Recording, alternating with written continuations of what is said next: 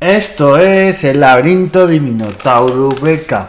Es martes, toca hablar de lucha libre y hoy, este día que se emite este podcast, es el Día Internacional de las Personas con Discapacidad. Y como toda esta semana voy a hablar del tema de la discapacidad, algunos me diréis, bueno, pero es que lo tocas esto los miércoles, pero es que creo que nunca está de más hablar de esto. Y bueno, me parece curioso hablar en mis distintas secciones, que yo diría que mis podcasts son un podcast con 5 podcasts dentro, porque luego hablo de distintos temas, pues hablar dentro de esos podcasts, los temas que suelo hablar, meter también la discapacidad. Y os vais a quedar un poco chocados porque diréis, ¿y qué va a hablar de lucha libre y personas con discapacidad? Pues os vais a quedar un poco con el culo torcido porque ha habido luchadores con discapacidad, hay luchadores en activo que están con discapacidad. Y es que el wrestling, la lucha libre, tiene estas cosas, y al no ser obviamente en sí un deporte federado y no ser profesional y estar un poco guionizado, pues tiene cosas como que se puedan. Y en otros deportes, las personas con discapacidad sabemos que van aparte y son los Juegos Paralímpicos, se hacen aparte, se les ningunea. Pues en el wrestling, para bien o para mal, que también veremos que hay veces que se ha hecho para mal, las personas con discapacidad que han participado en la lucha libre, pues han participado en las mismas empresas. No hay empresas específicas de personas con discapacidad haciendo lucha libre.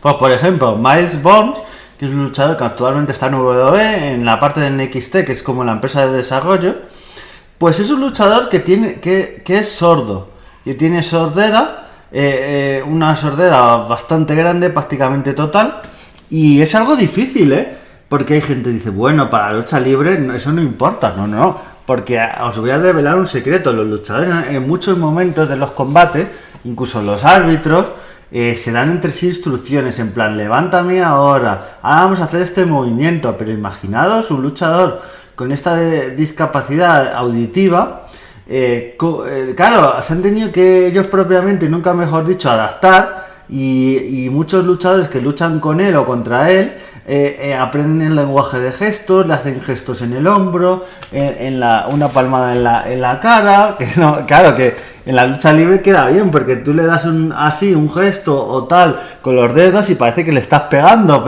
pero realmente estás diciendo, ahora levántate, ahora vamos a hacer esto otro. Y me parece que igual que la critico por muchísimas cosas, en este aspecto ha sido bastante valiente porque no tenía necesidad ninguna. Y bueno, esto que ha hecho algunas veces, pero también os digo, las personas con discapacidad, como todo en la vida, muchas veces se ha usado en la lucha libre y en otras cosas, pero estamos hablando de la lucha libre, más que nada para ridiculizarlos, para otras cosas. Y aparte de dejando un poquito ya a Miles Bones, que veremos qué tal evoluciona en WWE, a ver, yo creo que es un luchador que no está mal, es un luchador que está bien, pero tampoco creo que llegue ni siquiera a la grande, a SmackDown y a Raw, a la empresa principal de WWE, porque no creo que destaque principalmente. Aparte de por su discapacidad auditiva, tampoco es que aparte sea muy buen luchador.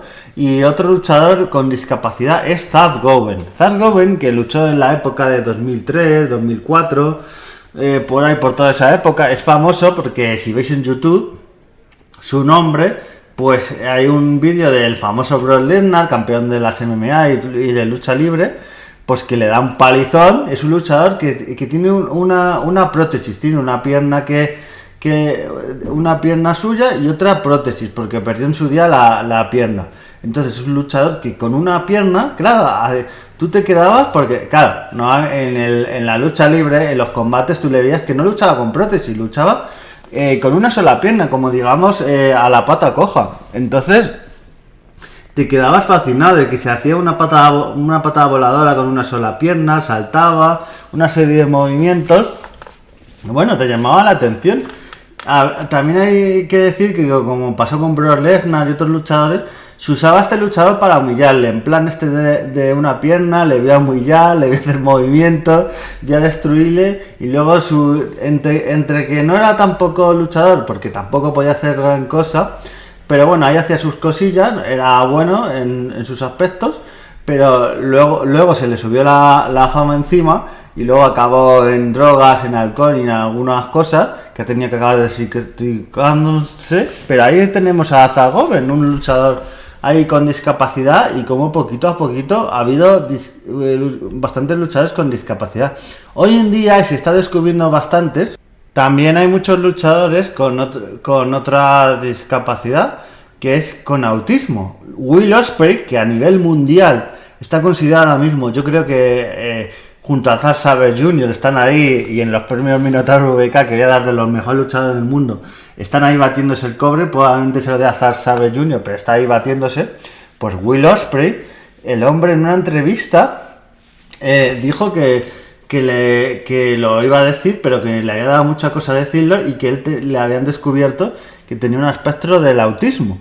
Y claro, te quedas, y claro, es que la lucha libre es como la vida o con muchos aspectos laborales. Lo que pasa es que, claro, en el fútbol o en el periodismo, incluso en otras cosas, no lo vemos, porque tú en el fútbol tienes que tener unas cualidades físicas, y por ejemplo en la prensa, en la televisión o otros medios, tú ponen al presentador o la presentadora más mono, más mona. Claro, no van a poner a uno con silla de ruedas, con otra discapacidad, que no oiga bien, con una serie de cosas, porque aquí lo que prima es la imagen y que vaya todo correcto. Y no, podría irse bien si adapta el puesto de trabajo, pero mejor no. Pues en la lucha libre, pues eso, hay luchadores con discapacidad como aspecto del autismo. También hay luchadores y con discapacidades sobrevenidas, porque el mundo de la lucha libre es muy peligroso, y hay luchadores que se han quedado con una discapacidad porque han aterrizado mal en el ring, han tenido una lesión bastante dolorosa, y hay luchadores que se han quedado en una silla de ruedas o han tenido otra discapacidad para toda la vida, por circunstancias del wrestling, por tener un accidente. Y eso también hay que tenerlos en cuenta para quien dice, no, es que la lucha libre es de mentiras, que no tiene riesgo.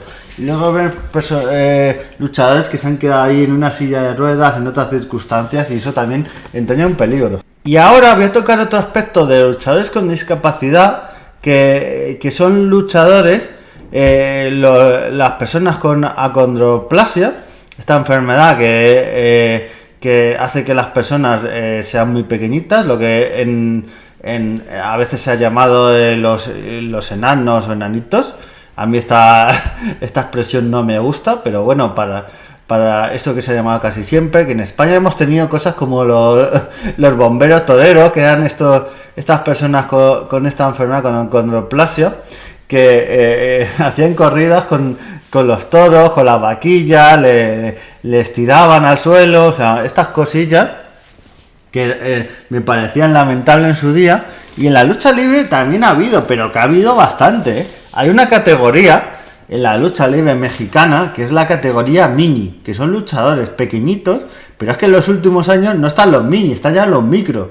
Claro, los micros ya son luchadores súper pequeñitos, o sea, si un luchador mini puede ser a lo mejor hasta 1,40 m, 1,30 m, quizá un poquito menos, pero es que ya los luchadores micro, son de menos de 1 metro, incluso de 80. Es que hay luchadores que son súper pequeñitos, son luchadores muy pequeños, y te quedas flipando.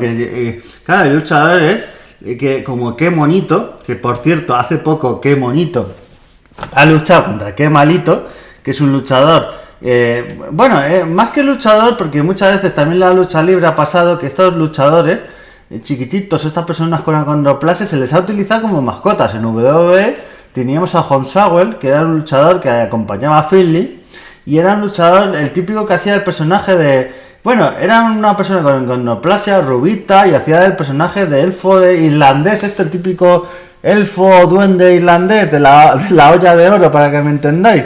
Pues hacía ese personaje, y en el WWE había más mascotas. Había un personaje, porque había unos luchadores que se llamaban los Matadores, que hacían de toreros, que no eran españoles, eran de Puerto Rico, pero para los americanos, para los estadounidenses, prácticamente todos los hispanos, ya sea de todo Sudamérica, Centroamérica, incluso España y otros países, es lo mismo. Pues dijeron, son los Matadores, son de Puerto Rico. Pues nada, aunque lo del toro sea más de España, le decimos que son toreros, y les ponemos a un luchador que era Mascarita Dorada en otras empresas, que por cierto yo le he podido entrevistar y ver en vivo, y es un luchador que primero era Mascarita Sagrada, luego Mascarita Dorada, y una trayectoria espectacular, dando unos combatazos, porque también hay que decirlo, los luchadores minis, esta categoría, no es que sean, que al principio sí, eran para mofa, era para reírse de ellos, pero luego daban combates espectaculares y yo he visto combates que están bastante bien, porque son luchadores con un entrenamiento y con todo. Pues este torito de los matadores en WWE,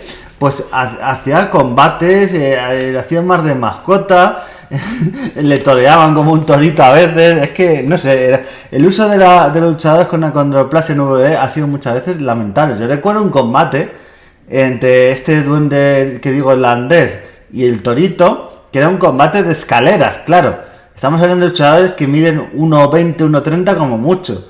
En un combate de escaleras, que no llegaban porque normalmente el combate de escalera se pone el cinturón arriba, colgado en una cuerda encima del ring, a lo mejor a unos 10 metros o bueno, un poquito menos, pero necesitas una escalera bastante grande y luego subirse para llegar, y luchadores de 1,90, 2 metros tienen que luego subir las manos para llegar. Imaginaos estos luchadores mini, que es imposible prácticamente, porque encima le ponían escaleras chiquititas de estas que se usan más de banqueta que de escalera, y era un poco, digo, madre mía, qué humillación y qué lamentable todo esto, y cómo el uso de los luchadores minis, esta categoría, que a veces hay debate, y yo creo que el debate a veces es muchas veces bueno, de si, ¿por qué no quitamos esta categoría si se les humilla, si tal?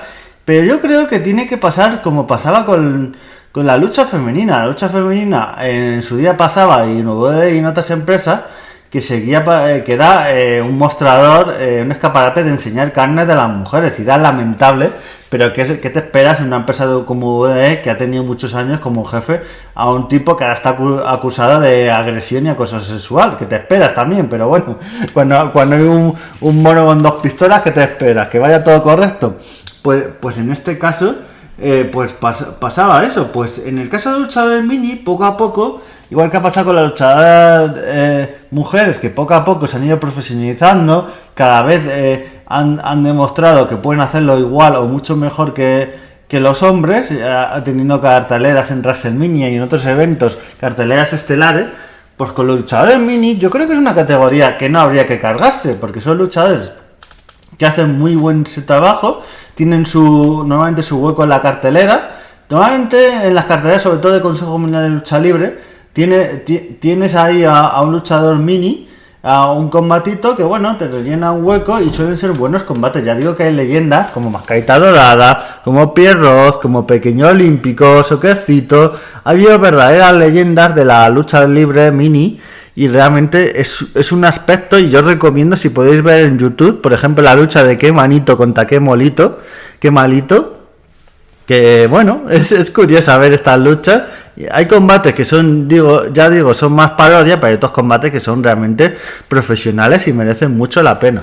Así que para que veáis que el mundo de la lucha libre tiene un poquito de todo, también he llegado a ver combates con personas con discapacidad visual, que había en su día personas luchadores que veían y se ponían una venda para hacer un combate a ciegas. Lo ha habido hasta en una WrestleMania un combate así entre Rick Martel y Jay Snake Roberts, pero me llamó la atención en empresas independientes que he visto luchadores que uno de los dos o incluso los dos no tienen prácticamente visibilidad, y cómo se buscan, como todo. No sé, me parece una cosa bastante curiosa, y como cuando dicen que las personas con discapacidad tienen que estar integradas en prácticamente todos los ámbitos de la sociedad, pues bueno, a mí me parece que la lucha libre también, pues como igual que el fútbol o otros ámbitos, es un ámbito, un hobby y una afición que bueno, ahí están, que también sé personas con poca visibilidad o sin ninguna prácticamente, que también les gusta el mundo de la lucha libre.